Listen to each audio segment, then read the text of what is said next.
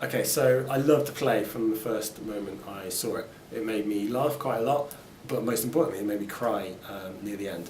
Every time I read it, every time I remembered it, every time I saw it, every time I see it now, her last speech makes me cry. So I think any film or any piece of art that can do those two things works for me, and I wanted to make a film that did those things.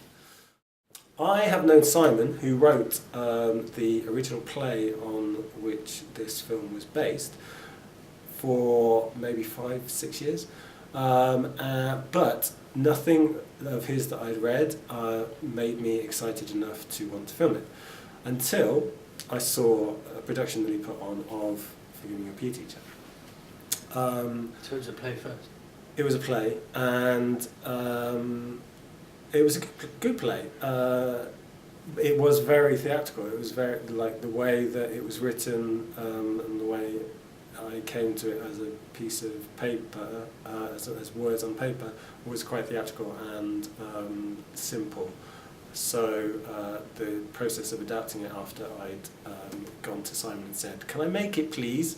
was quite a long time, and as Ben has already said, we were continuing that adaptation process right up until the day before the shoot, which shouldn't have been what was happening the day before the shoot. We should have been doing other things.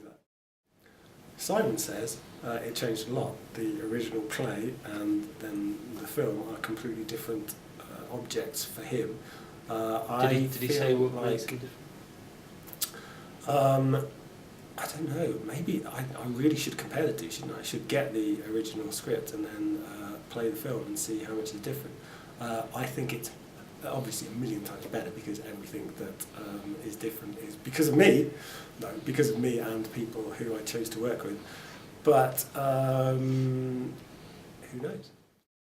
So sometime early spring 2008, Simon put on the production of the play, and I went to watch it with a girl called Rachel Noah, who was good in the play, and I considered for the part of Liz in the film, but in the end, for the part that Liz got in the end, but in the end I decided Liz was better for Susie.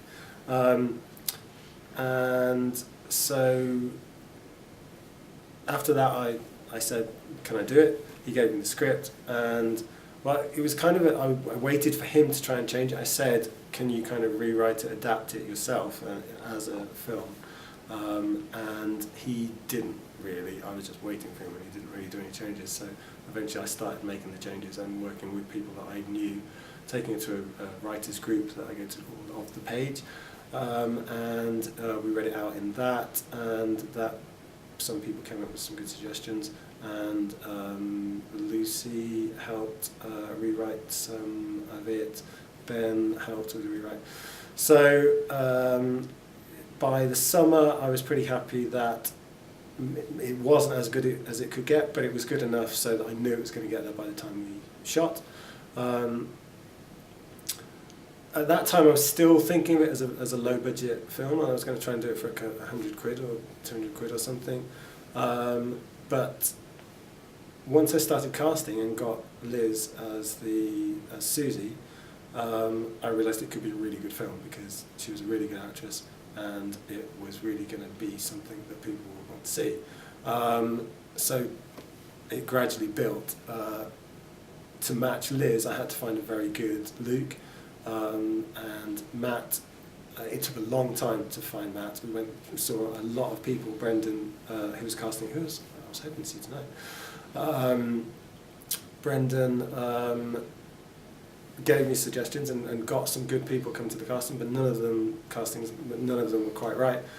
Eventually, we had a casting session where it was brilliant. There were like 6 or 7 choices who all could have possibly done it, but Matt still stood out as someone that basically all the women would want to sleep with, which was kind of an important thing, as he was going to be this tempting character. So then I had a great actress and a great actor. To match that, the next thing I looked for was a great DOP, and I saw some people's reels that I really liked, and one of them agreed to do it, Justin brown, and because of the stuff and the way he'd shot before, I kind of felt like to get the best out of him, I needed to try and give him the right tools. So it kept building, and then I had to find a great location, and spent time waiting until I found the perfect location, and I think we did find a good one with Holy Innocents. So in the end, it cost more than I originally planned. It ended up costing about 1,500 quid. So we started shooting it. We went into pre-production like for a couple of months, and then shot it in December, right the first few days of December. The deadline was me sodding off to Australia. I basically said, I am going to shoot a film before I leave to Australia, and that kept getting closer and closer, and it ended up being like 5 days before I left. But it got done, and it gave me the impetus to actually shoot it. Because of going away to Australia, that slowed things down a bit. I didn't come back and start editing it, or even looking through the rushes straight away. I took a month off from it, came back to it in January, took about a month editing it myself, and then got to a month or 2 months editing it myself. Then got to a stage where I didn't think I was going to be able to improve it much more, but I thought somebody else might be able to. So got John involved as editor. He did a brilliant job. I don't think he changed a huge amount. I think the majority of the structure was there from the way that I edited it, but the things that he did do made a huge difference, and it was twice as good by the time he'd finished editing it. Even though it took quite a long time because he's a busy guy. Then the other huge chunk of time was trying to get it graded, and the people who were able to do that were also very busy type of people. So it was like a day here, a day there, and then wait a couple of weeks. It's a great film, watch it.